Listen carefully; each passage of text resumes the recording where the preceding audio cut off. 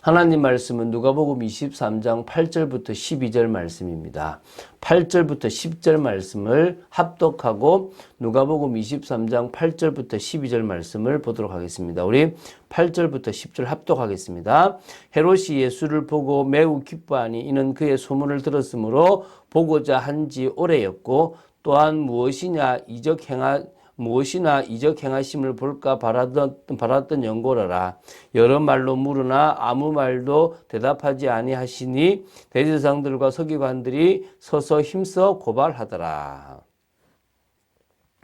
자, 어찌 보면 어제 봤던 빌라도에게 갔던 것과 오늘 이렇게 보게 되는 것, 또 뒤에 거를 좀 합쳐서 사실 해도 됩니다. 그런데 이것을 그렇게 하지 않고 좀 구분을 지은 것은, 우리가 새벽마다 조금씩 보기 때문에 그렇고요.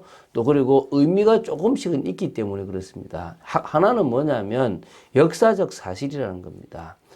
누가가 하고 싶었던 게 뭐냐면 예수님께서 대제사장의 집에서, 소위원회 같은 그런 사내들인 공회에 그 모임을 하고 또 사내들인 공회에 아침에 빨리 법적으로 자기들이 의결을 한 이후에 빌라도에게 갔고, 빌라도에게 간 것이 아니라 빌라도가 귀찮아서 힘들어서 하기 싫어서 누구한테 헤롯이라는 그 당시 헤롯 안티파스에게 갔다는 것이고, 헤롯 안티파스가 아무 증거가 없어서 다시 말하면 이 예수님에 대한 죄를 찾지 못해서 다시 예수님을 어디로 보냈습니까? 바로 빌라도에게 다시 보냈다는 것입니다. 그래서 거기서 이제 막 밀란이 날까 싶어서 결국은 이렇게 사형 판결을 내리게 되었다는 거죠. 이게 지금 팩트라는 것입니다. 이 정도로 예수님이 십자가에 죽었다라는 사실은 그냥 막연한 이야기가 아니라 또 옛날 이야기가 아니라 사실적인 이야기고, 또 그 사람들이 예수님이 바로 누구라고요? 죄 없으시다는 것을 증명했다라는 것을, 증거했다라는 것을 우리는 보고 있다는 것입니다. 자, 좀 보겠습니다. 자, 예수님께서 고난당하시는 모습을 보고 있는데요. 지금 시편 2편에 나오는 말씀이 성취된 거죠. 어찌하여 이방 나라들이 분노하며 민족들이 헛된 일을 꾸미는가? 세상의 군왕들이 났으며 관원들이 서로 꾀하며 여호와와 그의 기름 부음 받은 자를 대적하며.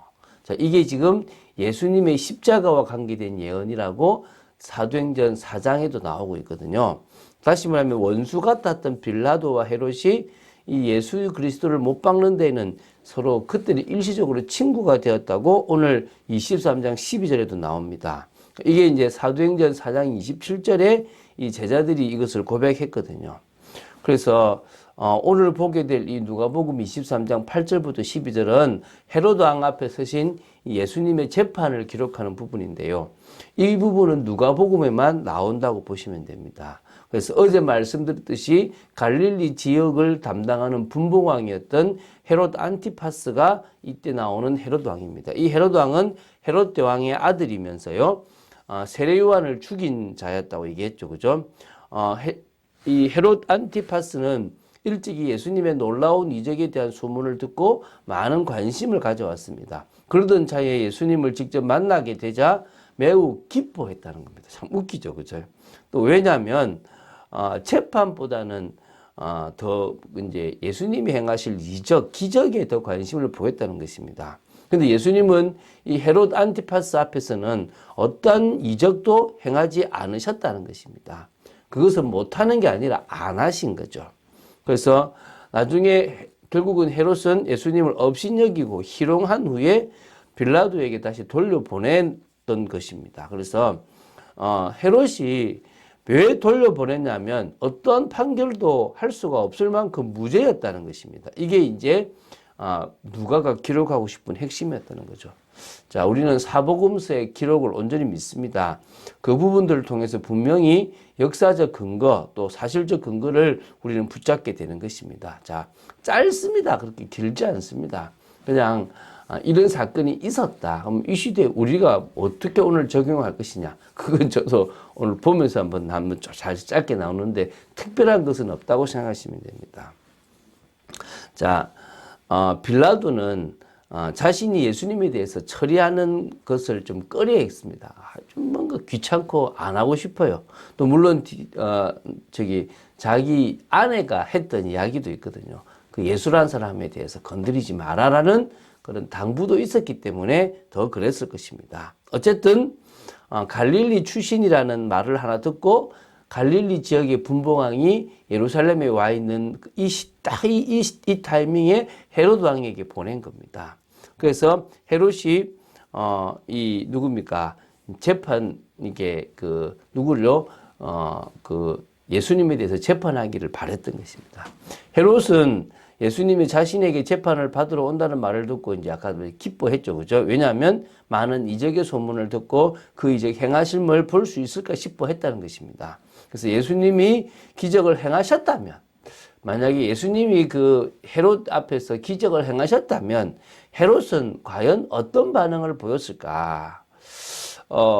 과연 예수님께 좋은 반응을 보이면서 십자가에 이렇게 죽도록 이렇게 재판하지는 않았을까? 이게 희롱하지 않았을까? 모르겠습니다. 근데 중요한 것은 뭐냐면 예수님은 지금도 만왕의 왕으로 서 계시고 헤로드 앞에 당당히 서셔서 일부러 또 뭡니까? 의도적으로 아무 말하지 않는, 그래서 아무 대답도 하지 않으셨다는 것입니다. 헤롯이 자꾸 요구하는데도 아무 말씀이 없었기 때문에 침묵하는 것 때문에 좀 화도 났고요. 그래서 이제 자신이 가졌던 모든 궁금증을 다 예수님께 물었습니다. 그런데도 여전히 예수님은 아무 말씀도 없었던 겁니다. 이 동생을 자기 동생의 아내를 취하고 당대 최고의 선지자 세례 요한까지 죽인 잔인한 왕인데도요, 예수님은 그 앞에서 아무 변명도 하지 않으셨고 침묵을 일관하셨습니다. 그때 오히려 이 사내들인 공회, 그 대제사장들과 서기관들은 이렇습니다, 저렇습니다, 자꾸 뭐 했습니까? 예수님에 대해서 고발을 막 했습니다. 결국은 혹시라도 호의를 보이고 있는 헤롯이 예수님을 풀어줄까 싶어가지고 아마 그렇게 강하게 고발하지 않았나 싶습니다. 자, 11절, 12절, 이제 그게 끝인데요. 자, 헤롯 왕은 예수님을, 이렇게, 어떻게 했냐면, 업신여겼습니다. 희롱했습니다. 왜냐하면, 자기가 들은 소문과는 좀 다른 사람으로 보였기 때문에, 에이, 별거 아니네. 뭐, 아무 의미 없네라고 생각했을 것입니다. 그래서 원했던 이적은 행하지 않고 침묵만을 지켰기 때문에 당연히 그랬던 거죠.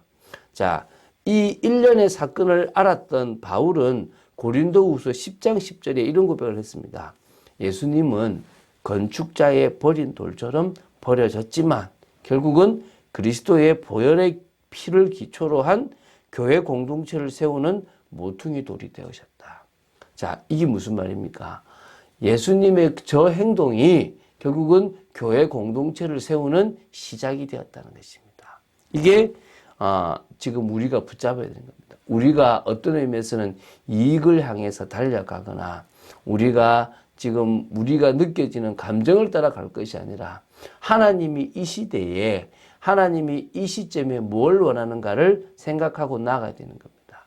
제가 지난주에 토요일에 안수집사님 한 분을 만났는데 이분이 이제 직장에 이제 다시 좀 사업을 하시다 들어가셨는데 그런 이야기를 하더. 자기는 가면 먼저 크리스찬이라고 얘기를 한대요. 왜 하냐 그러면 최소한 자기한테는 예수님, 그러니까 크리스찬에 대한 욕을 직접적으로 하지 않을 거니까. 참 지혜로워요. 그래서 미리 그래서 누가 그 사장이 묻더래요. 여기는 크리스찬 없지? 예수 믿는 사람 없지? 그러니까 나 예수 믿는다라고 당당하게 얘기했대요.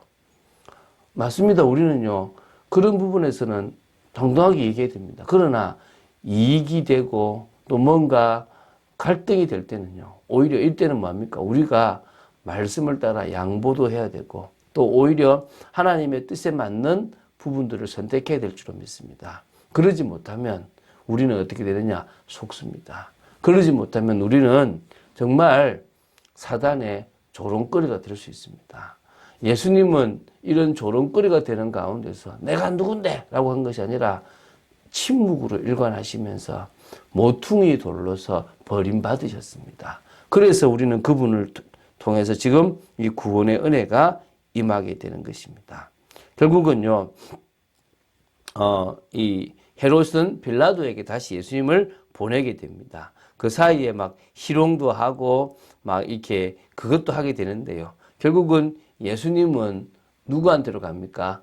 다시 빌라도에 갈 때 그때 뭐라고 하냐면 여기 보면 헤롯이 그 예수님이 왕이라고 하니까 빛난 옷을 입혀가지고 조롱하듯 보내요.